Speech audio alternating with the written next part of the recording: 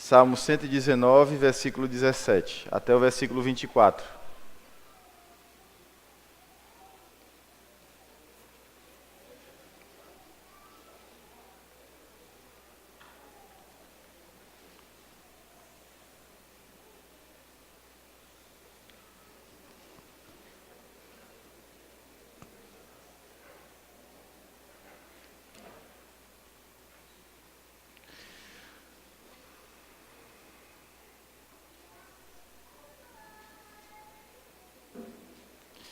Salmo 119, versículo 17, até o versículo 24, que diz o seguinte: Seja generoso para com o teu servo, para que eu viva e observe a tua palavra. Desvenda os meus olhos para que eu possa contemplar as maravilhas da tua lei. Sou peregrino na terra, não escondas de mim os teus mandamentos. Consumida está a minha alma por desejar incessantemente os teus juízos. Increpaste os soberbos, os malditos, que se desviam dos teus mandamentos. Tira de sobre mim o opróbrio e o desprezo, pois tenho guardado os teus testemunhos. Assentaram-se príncipes e falaram contra mim, mas o teu servo considerou nos teus decretos. Com efeito, os teus testemunhos são o meu prazer, são os meus conselheiros. Amém. Veio, Valentina? Então vem aqui. Vem aqui. Fica aqui, vem aqui. Vem aqui. Pode vir. Vem aqui.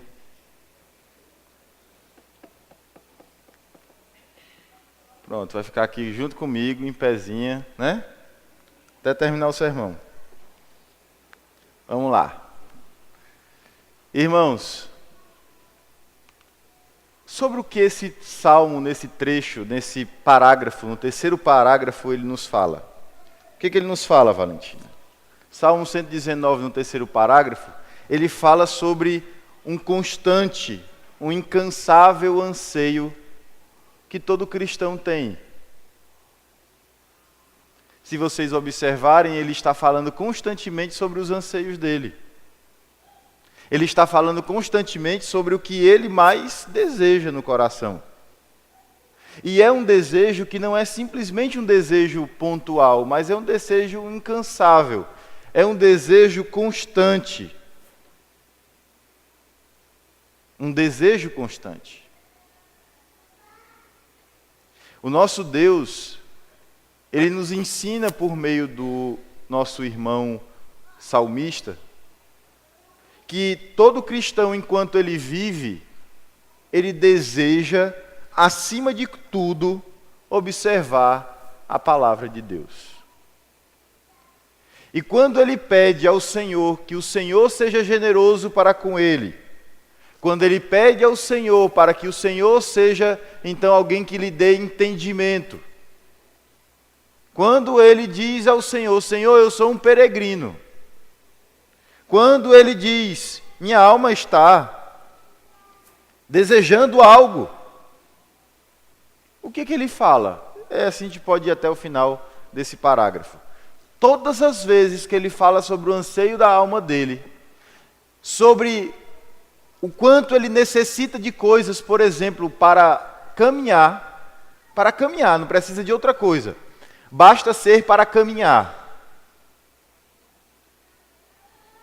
Ele diz exatamente a mesma coisa, só que de várias formas e a partir de vários ângulos diferentes.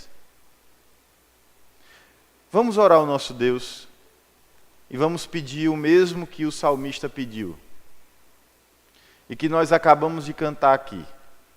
Vamos pedir ao nosso Deus que Ele nos ilumine para a glória dEle. Vamos orar, Valentina. Senhor Deus, muito obrigado, ó Pai. Obrigado, Senhor, porque a Tua misericórdia ela tem nos feito conhecer a Tua palavra. Ó Deus, que a oração do salmista, que o anseio do salmista, que o desejo constante e incansável do salmista seja também o nosso. Em nome de Jesus. Amém. Irmãos, o nosso Deus, Ele nos ensina que o primeiro anseio que o salmista teve é o que se encontra no versículo 17. Eu quero viver para observar a palavra. Então, se você pudesse pedir a Deus a coisa mais importante da sua vida, se você pudesse fazer como aquela lâmpada do gênio, não tem a lâmpada do gênio? Se você pudesse ter uma lâmpada daquela e dali saísse alguém que pudesse te dar realmente todos os seus desejos, qual seria então o seu primeiro e mais importante pedido? Qual seria? Qual seria, Valentina?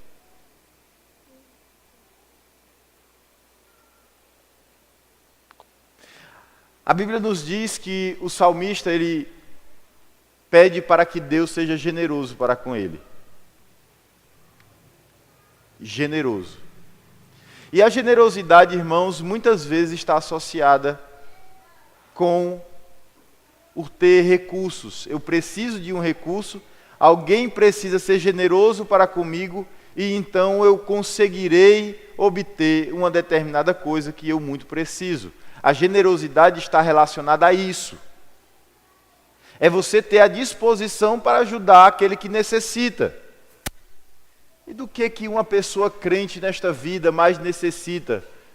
O que ela poderia dizer diante de Deus e pedir como generosidade da parte de Deus para conosco? O que ele poderia dizer, o cristão? O que ele diria? O que você diria? Segundo as Escrituras, o salmista nos disse que o desejo dele, como servo de Deus, como servo do Senhor, era que ele vivesse. Mas não vivesse simplesmente por viver, mas viver e observar a palavra do Senhor. Esse, irmãos, é um ponto muito importante, muito, muito, muito importante. E muitas vezes nós não estamos verdadeiramente no nosso coração, entendendo que a nossa maior necessidade e o nosso maior pedido deveria ser o viver para Deus. As pessoas estão vivendo para si mesmas. Elas estão cheias de motivos pessoais. Elas estão cheias de coisas que elas querem e desejam, mas nem sempre é em primeiro lugar agradar a Deus. Então elas não ligam se as ações delas vão interferir na vida do povo de Deus, por exemplo. Elas não ligam para zelar pelo que prega a palavra de Deus. Elas não ligam se a palavra de Deus está sendo observada ou não.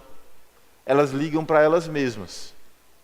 Elas só olham a partir do ângulo delas mesmas. E se ela é uma egoísta, pior ainda, porque egoisticamente, quem tem que colocar é assim, egoisticamente, ela só gosta daquilo que ela gosta. Ela não liga se mais alguém não gosta. Então, cada um vai viver uma guerra puxando para um lado, porque cada um tem uma necessidade diferente. Mas se todos nós tivéssemos como igreja, pense, meu irmão, por favor. Se todos nós aqui, a começar dessa criança que está aqui do meu lado, ela tivesse no seu coração mais do que arraigado, fundamentado no mais profundo do coração dela,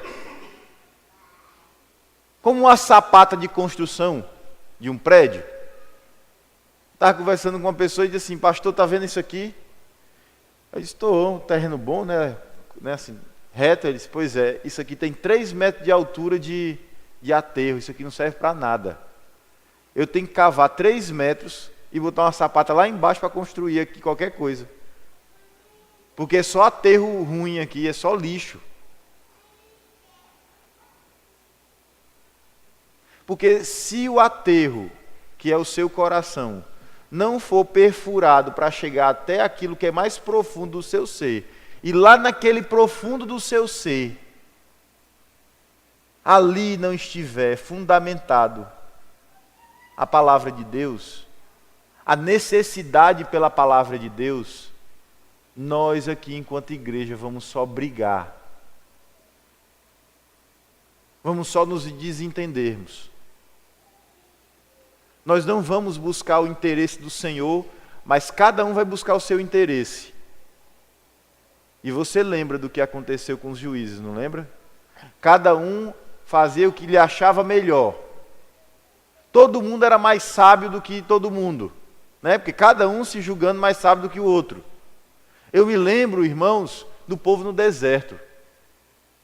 Eu estava assistindo uma vez um seriado que ele meio que faz uma coisa similar com um povo viking, né? Que é aquele seriado viking. Agora tem um profeta no seriado. E ele, esse profeta dos deuses nórdicos, um dia sai num barco, como são as culturas nórdicas mesmo, contrariando todos os outros, em nome dos deuses, porque ele ama os deuses, ele é devotado aos deuses, ele deixa toda a glória, porque ele era um grande guerreiro, porque profeta, ele também pode ser um grande guerreiro, só na nossa cabeça que profeta é igual, desculpe, eu não quero ofender de jeito nenhum os padres, mas é como um padre que fica lá no mosteiro, caladinho, quietinho, não pode fazer nada, vem aqui, me mate, porque eu vou ficar quieto.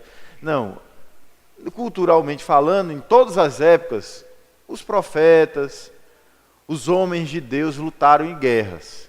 Só hoje aqui não pode, porque o fundamentalismo não deixa. Mas, segundo a Escritura, eles iam para a batalha. E esse era um homem rico, que batalhava, mas ele tinha um anseio no coração, agradar os deuses dele. Já pensou? A pessoa que deixa tudo para ir buscar o que os deuses querem para a vida dele, quer para a vida de outros. Mas ele, por um motivo egoísta, pega um barco e diz que vai para o caminho que os deuses o mandou. E ele sai naquele barco, um barco pequeno, que não depende de mais ninguém. Ele dizia, meio revoltado, eu vou fazer um barco para não depender de mais ninguém. Vou sair sozinho a navegar os mares. Pronto. E ele saiu. Ele encontrou então o quê? A terra dos deuses. Lá todos os deuses estão. E é uma terra que quando ele chegou lá, ele se admirou com ela. E disse, depois de um tempo de reflexão, eu não posso ser egoísta. Eu tenho que buscar as pessoas para viver neste lugar maravilhoso. Então, parece brincadeira, mas é a verdade. Ele volta por um motivo maior. E ele chega na terra dele, nórdica, e quando ele chega lá, o que ele faz? Ele faz o que eu estou fazendo aqui com vocês. E ele diz, essa é uma terra que mana leite e mel. Usa essa expressão. Terra que mana leite e mel. Lá só devem ir aqueles que têm um coração voltado para os deuses. Pois bem, ele tinha essa intenção. Chegaram no lugar com um grupo de pessoas que tinham acreditado na pregação dele. Foram junto com ele. Quando chegaram lá, os primeiros sinais de que ele viraria Moisés começaram a surgir. Por quê? Porque no litoral é só pedra, pedra, pedra, pedra e pedra. E ele disse que a terra manava leite e mel. Eu fico imaginando se você... Quem aqui já foi em Israel? Por favor, levante a mão. Israel. Ninguém foi, né? Por isso que você, quando escuta assim, a terra prometida é uma terra que mana leite e mel. Aí você diz, olha aí, Deus prometeu uma leite e mel e tal. Vocês sabiam que Israel é mais seco do que o Nordeste? Vocês sabiam? A maior parte do território de Israel é desértico. É um estado do tamanho, para menor do que o tamanho de Sergipe. Sergipe é desse tamanhozinho. Procura no mapa e você vai ter dificuldade de achar Sergipe. E assim como foi lá, assim como foi no seriado lá, que quando eles viram aquela terra toda cheia de pedras, eles começaram a murmurar, porque eles não tinham um coração igual ao do profeta, arraigado em saber e querer aquilo que os deuses queriam para a vida dele. Assim como Moisés, que tinha no seu coração fazer aquilo que a vontade de Deus determinasse. E hoje, é mais do que nunca a mesma coisa. As pessoas elas estão buscando outros interesses na igreja, mas elas não estão realmente com seus corações desejando a generosidade de Deus para lhes dar a vida e a vida para observar a palavra de Deus. Por isso que as igrejas se dividem, irmãos. É por isso que as pessoas se dividem. Porque as pessoas, quando buscam interesses diferentes, elas se dividem. Uns vão estar certos, outros vão estar errados, ou todos estão errados, porque todos estarem certos nunca. Porque se dois estão buscando dois propósitos distintos, um dos dois está errado ou os dois estão errados. Porque os dois estarem certos é impossível. Impossível.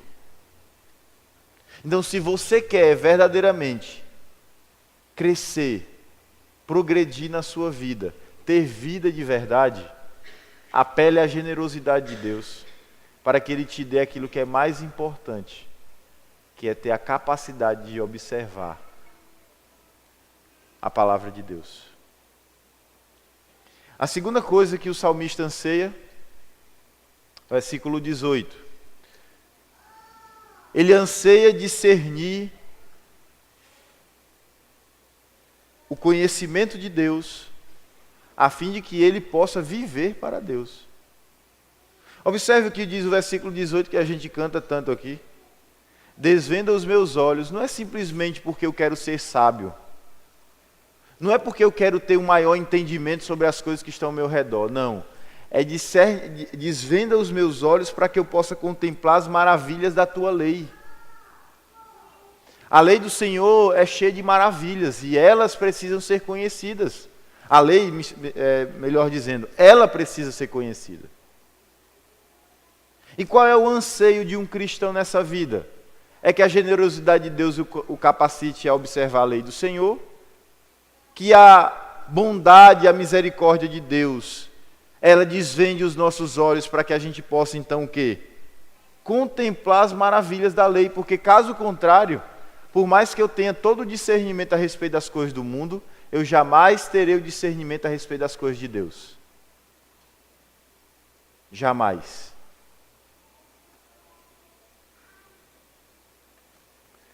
Em terceiro lugar, versículo 19. O anseio do cristão nessa vida é o seguinte: eu quero conhecer os teus mandamentos. Sou peregrino na terra. E aí, pense num peregrino, meu irmão. Pense, lembre-se que a cultura peregrina era muito fresca na mente daquelas pessoas. Porque eles acabaram de sair de um período de 40 anos de peregrinação. Mas pastor, acabaram de sair? Deveria ter uns 80 anos que eles saíram da peregrinação. Eles sabiam muito bem o que era peregrinar 40 anos num deserto para lá e para cá, vivendo como nômade no deserto. O nômade no deserto, como vocês podem ler em Números, ele precisa de água, ele precisa de comida. Mas o que é que uma pessoa cristã, diante das necessidades de uma peregrinação, pede a Deus? Eu como peregrino, você como peregrino, podemos fazer essa oração? Porque nós sabemos que amanhã nós vamos perecer e vamos morrer. Ou ninguém aqui acha que vai... Alguém aqui acha que não vai morrer? Alguém aqui acha que não vai morrer? Você vai morrer. Muito provavelmente. Então, como alguém que está peregrinando nesta terra, o que você pediria para Deus? O quê? É como eu disse, você tem a lâmpada para agora enxergar e dizer, Senhor, me dá uma coisa que eu preciso muito como peregrino, como alguém que tem necessidade básica, porque alguém que peregrina, se amanhã passar 3 dias, 4 dias, 5 dias, como naquela época aqui de 2013, que choveu durante um mês e não parava, você imagina alguém peregrino, no meio daquela chuva, no meio daquela água. Basta uma chuva daquela, para você ver como nós somos necessitados de uma providência de Deus que vai além das forças dos nossos telhados, porque eu duvido aqui que muitos de vocês naquela época não descobriram que a casa de vocês tinha goteira. Não descobriram? Não descobriram? A casa tinha goteira, tinha falha de proteção de chuva, tinha uma série de coisas que você não notava. O peregrino, irmãos, ele está exposto a isso. Ele está constantemente diante de situações que ele vê que ele é necessitado, que ele está sujeito às ordens e às demandas da criação. Imagine você vivendo, aí não mais como um peregrino, mas só em você pensar que você é um agricultor, numa época onde não existia banco para fazer financiamento, refinanciamento, adubo do jeito que você conhece hoje, plantas extremamente férteis e terras bem agricultáveis. Olha para uma pessoa lá no meio de Israel, no meio de um lugar que para você plantar alguma coisa você tinha que tirar pedra. Era tanta pedra que você conseguia fazer muros de pedras, de tanta pedra que se tirava de um lugar para fazer agricultura. O que uma pessoa como essa pede a Deus? Ela pede chuva, ela pede que não seja muita chuva, ela pede sol, mas que não seja muito sol. Não é assim que ela pede não, irmãos? Porque ela está pensando nela. Mas o que um cristão faz nessa vida? Ele pede o que como peregrino de Deus? Que o Senhor não esconda dele os mandamentos. Os mandamentos, irmãos. Aqueles que você despreza e que eu desprezo hoje, porque é tão fácil de você conhecer, de você saber, de você receber uma explicação. Você hoje anda com a Bíblia na mão. Na mão! Você anda com a Bíblia na mão. A sua igreja fica a 2 quilômetros da igreja. A sua casa, melhor dizendo, fica a 2 quilômetros da igreja.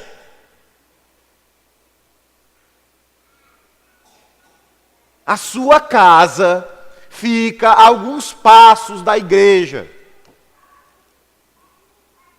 Mas o que a gente faz?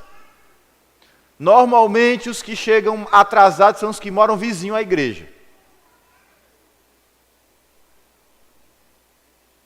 Normalmente os que não vêm porque não tem como vir são os que moram bem pertinho da igreja, porque tem sempre um compromisso com o peregrino nesta terra que ele precisa cuidar antes do que está próximo na palavra de Deus. Olha aqui o que ele pede. Não escondas, irmãos, veja o privilégio que você tem. Por favor, note, preste atenção. Você tem uma Bíblia dentro da sua casa que você não lê, que você não obedece. Aqui tem culto dia de quarta-feira, vocês sabiam?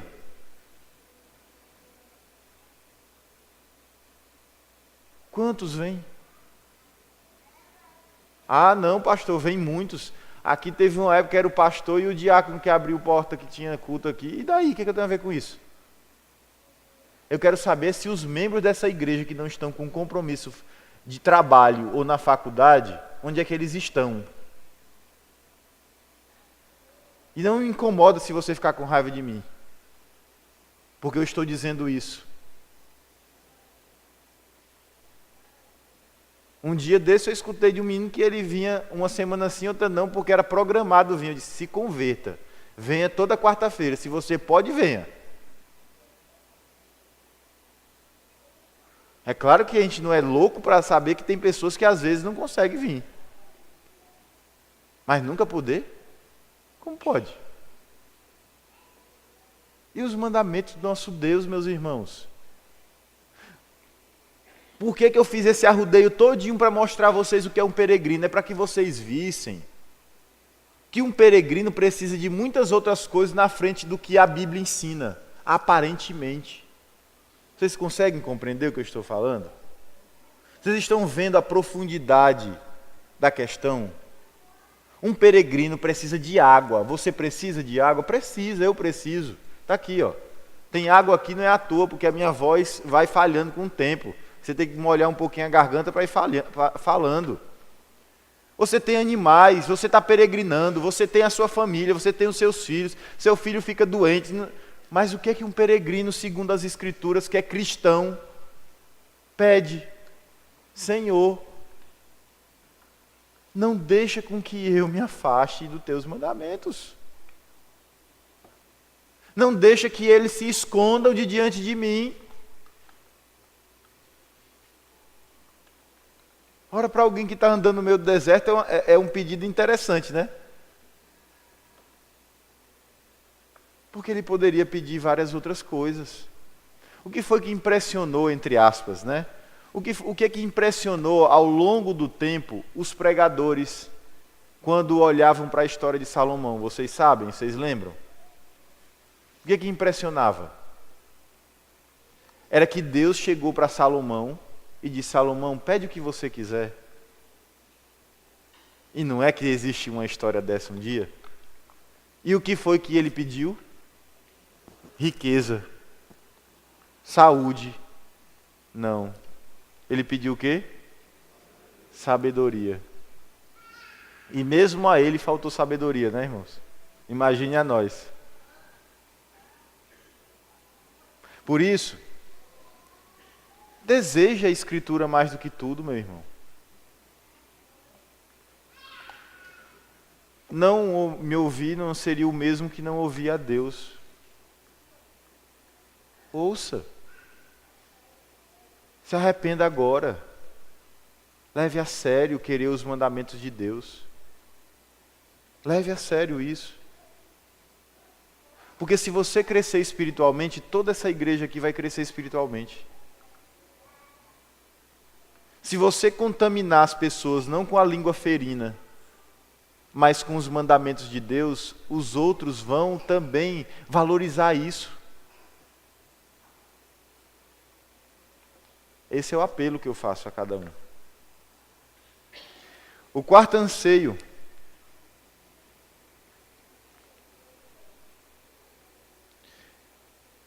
é um anseio interessante.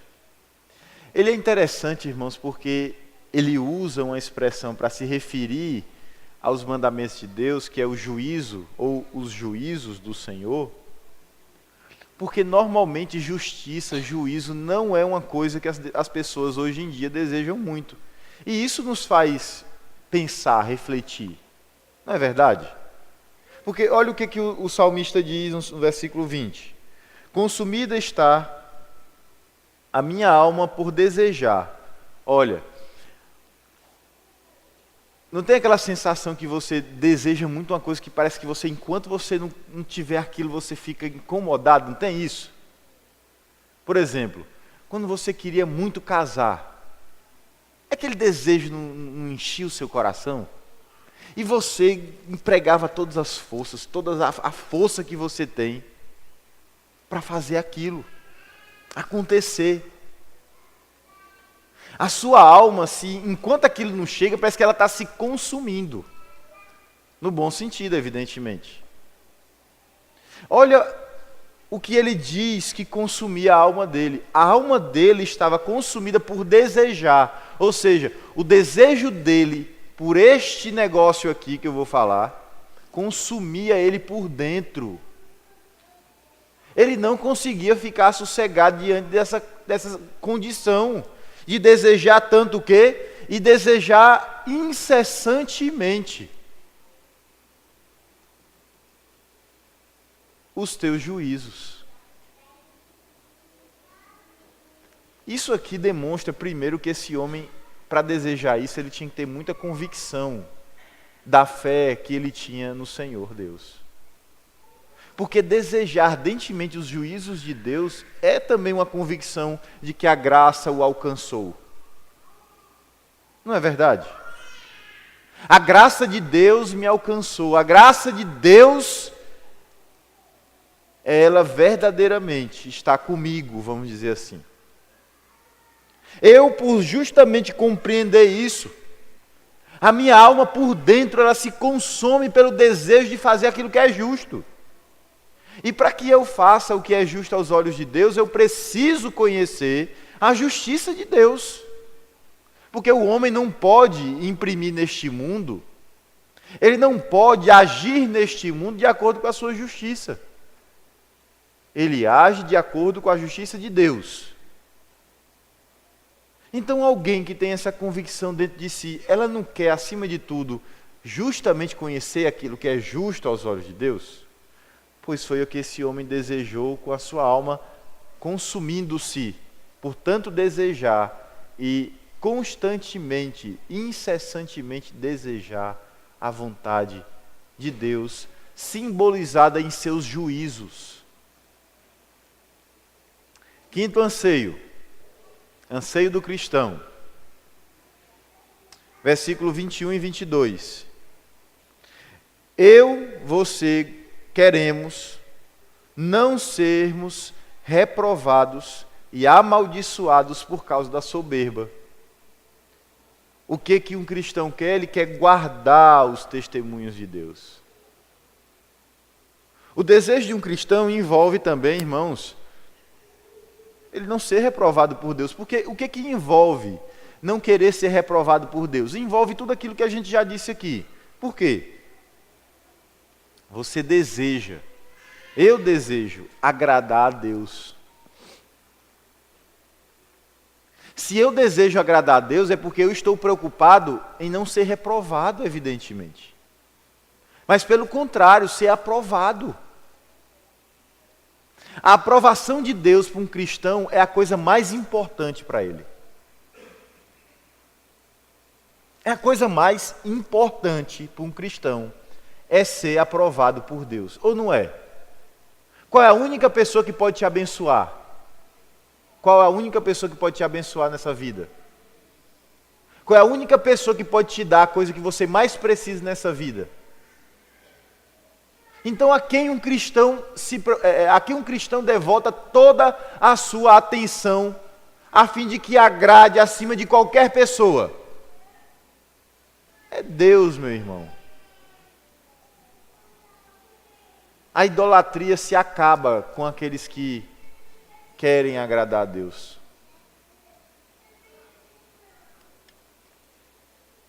Por isso, o Senhor reprova os soberbos. O versículo 21 nos diz isso.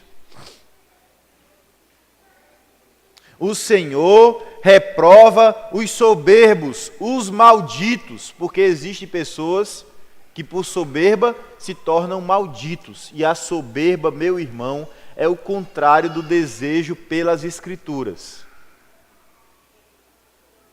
A soberba é o contrário daquele que está na sua vida demonstrando submissão ao Senhor.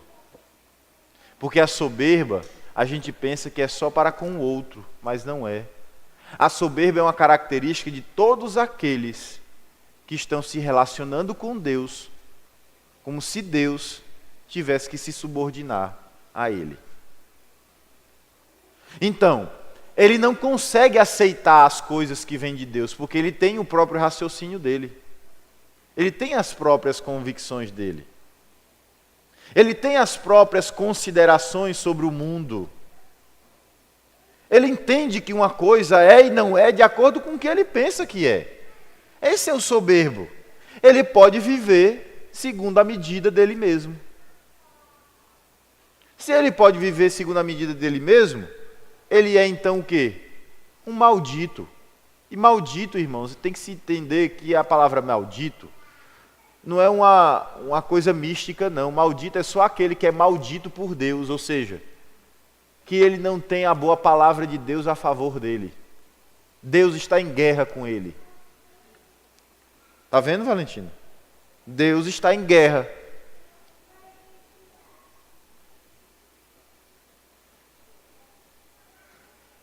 Por isso, meus irmãos, Deus reprova os soberbos, os malditos. E é por isso que o desejo daqueles que são cristãos é o quê? É o quê, irmãos? É que os malditos soberbos, aqueles que se rebelam contra Deus, sejam de todos envergonhados. Daqueles que se desviam dos mandamentos do Senhor, o que a palavra de Deus nos diz?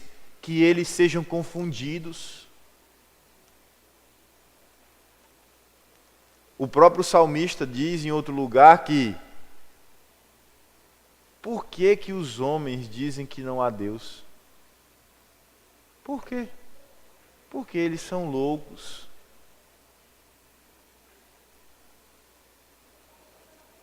O soberbo, ele diz com as suas atitudes que não há Deus, que os mandamentos do Senhor não são importantes.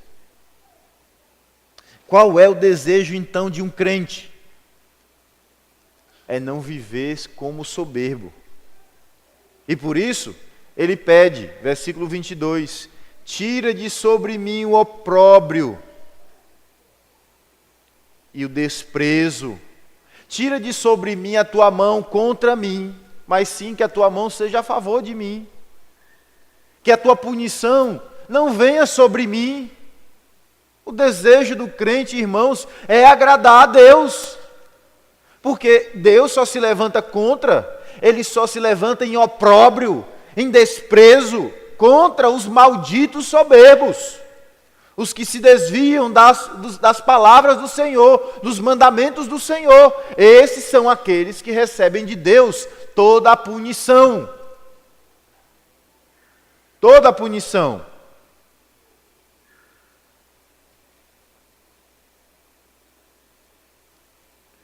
É interessante que a fundamentação do salmista é justamente isso.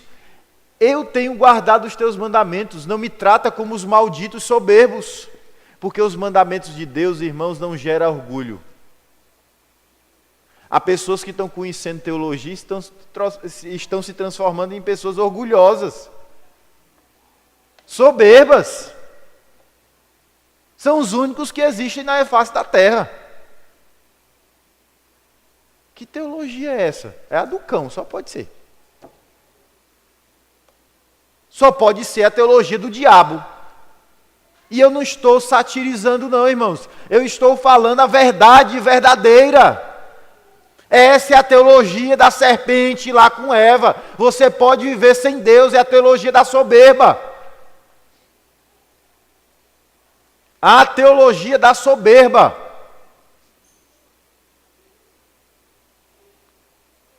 Essa é a teologia da soberba. E o crente deseja agradar a Deus, se submetendo, tendo o desejo no seu coração de guardar os testemunhos do Senhor. Sexto anseio. Continuamente eu quero considerar, e você também, os meus caminhos pelos decretos de Deus. Então eu não olho para o meu caminho porque aquilo me faz melhor, ou me faz melhor não no sentido de eu melhorar, mas é porque é melhor para mim. Ah, se fulano de tal me incomoda, eu tiro ele do meu caminho. Eu não trato ele com misericórdia como eu gostaria de ser tratado. Às vezes a pessoa quer aprender, está humilde, tem dificuldades, Você tem que estar falando uma vez, falando outra, falando duas, mas ela tem humildade e quer viver nos caminhos do Senhor. Mas só porque um dia você não gostou do que ela falou, aí pronto, nunca mais ela presta. Isso é coisa de gente que não tem sensatez. Porque o desejo dos crentes é que nos seus caminhos as considerações de Deus estejam acima das considerações do seu próprio coração. Nos caminhos de um crente, há irmãos, há inimigos, há problemas, e em todas essas situações, Deus colocou mandamentos a fim de que nós pudéssemos fazer de acordo com estes mandamentos.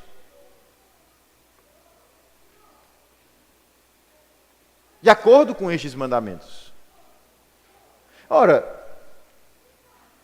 observe o que ele diz aí, versículo 23. Assentaram-se príncipes e falaram contra mim, mas o teu servo considerou nos teus decretos. Está lá. Você tem a condição de se relacionar com uma pessoa que às vezes até fez algum erro contra você um dia.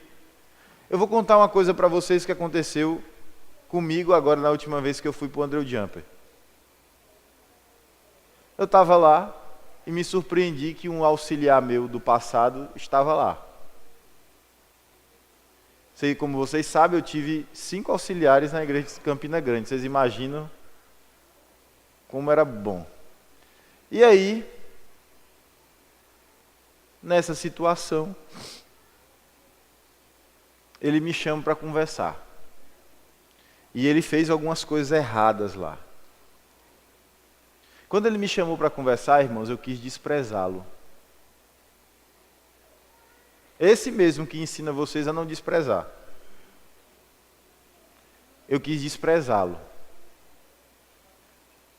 Eu olhei para dentro do meu coração e disse: Senhor, eu não tenho condições de perdoar o fulano de tal. Eu sei que eu não posso viver em inimizade com ele, porque eu estarei pecando contra o Senhor, mas eu não tenho condições de falar com ele. Porque se eu falar, não vai dar certo.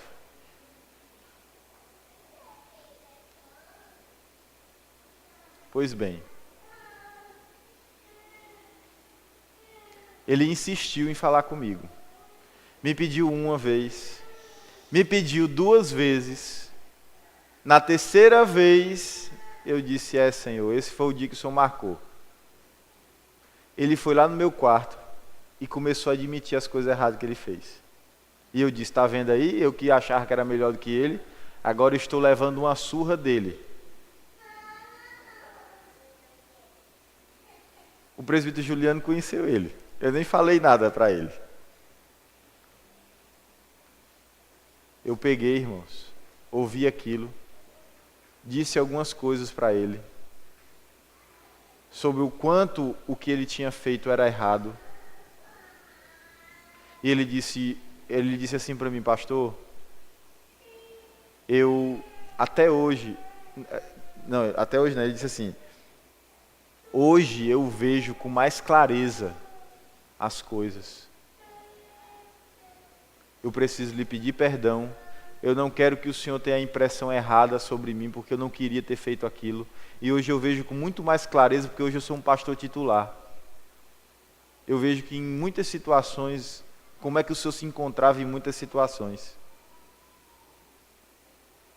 Aí eu ligo para a Tatiane e digo: Tatiane, o Clério, o fulano de tal, ele fez assim, assim, assim comigo. Sabe o que ela me disse? E tu ainda vai confiar nele?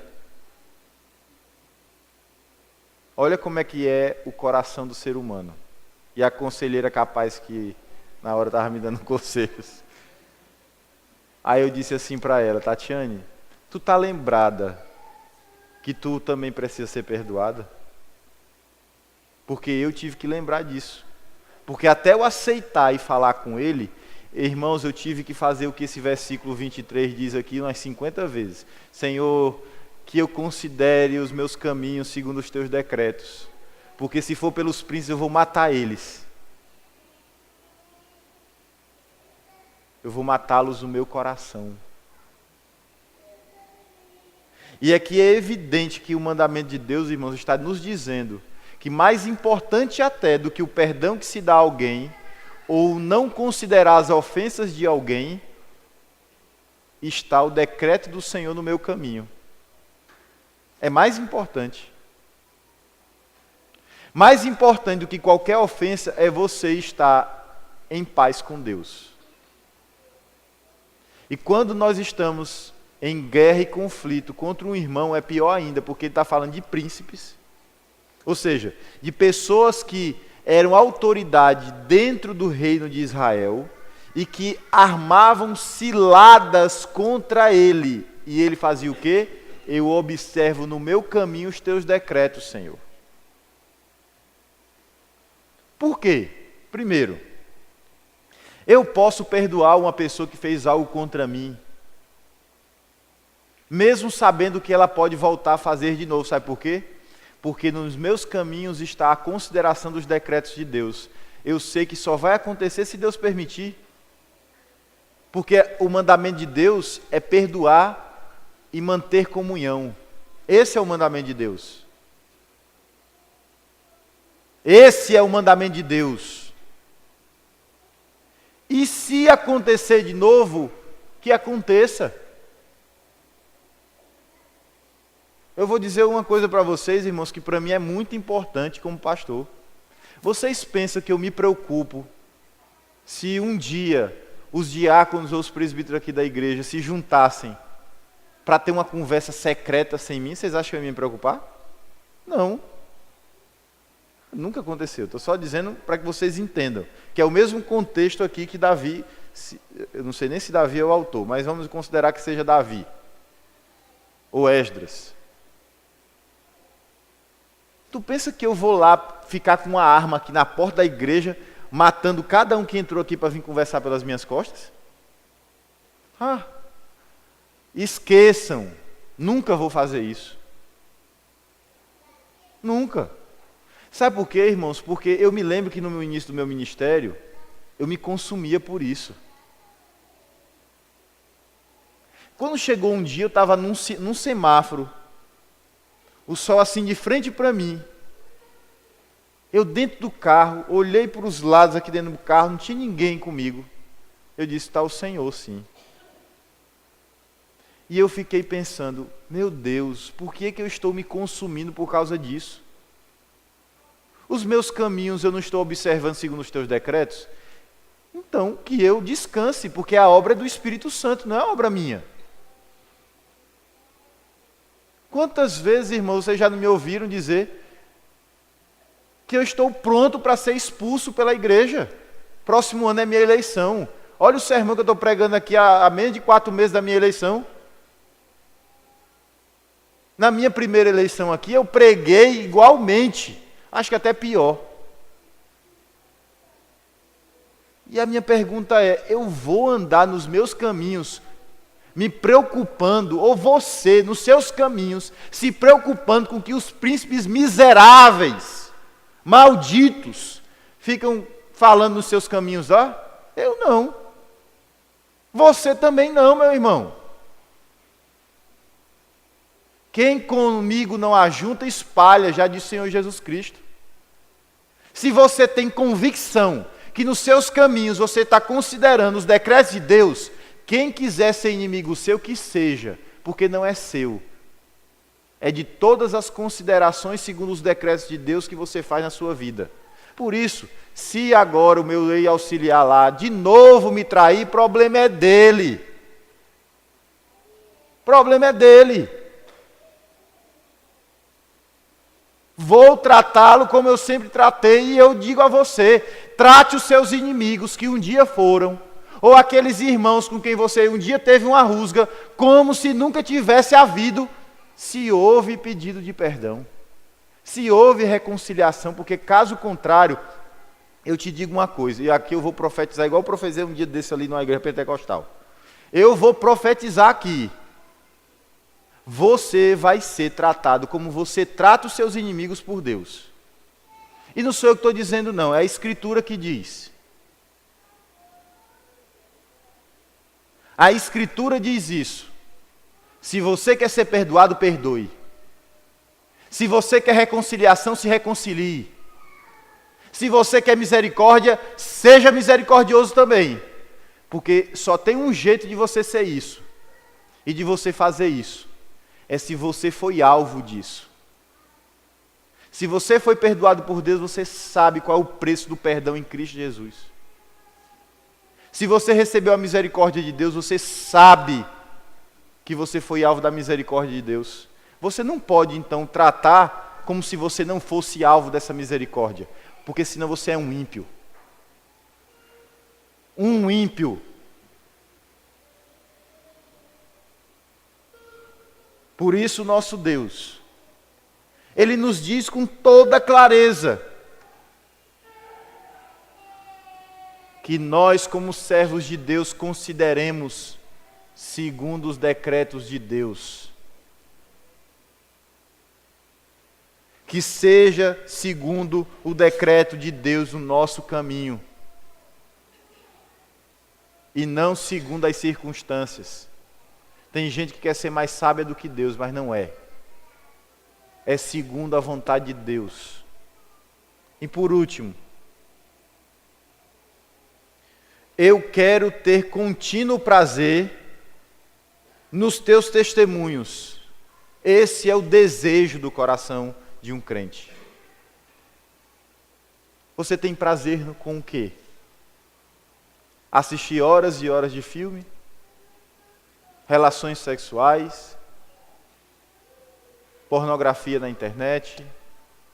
Dinheiro? Carros novos? Casas? Tudo isso, exceto, evidentemente, a pornografia, é lícito quando, no caso, o sexo é no casamento, o dinheiro é honesto para comprar todas essas outras coisas e o filme não ocupe o seu espaço de tempo que te prejudique enquanto ativo em outras atividades e outras circunstâncias.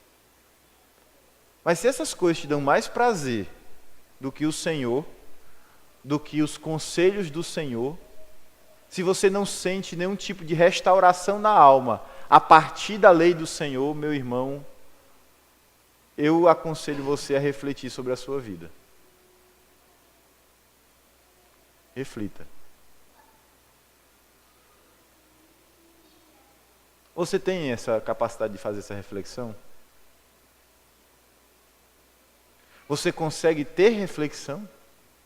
Porque hoje a gente cada vez mais vê a incapacidade que as pessoas têm de refletir sobre as suas próprias atitudes.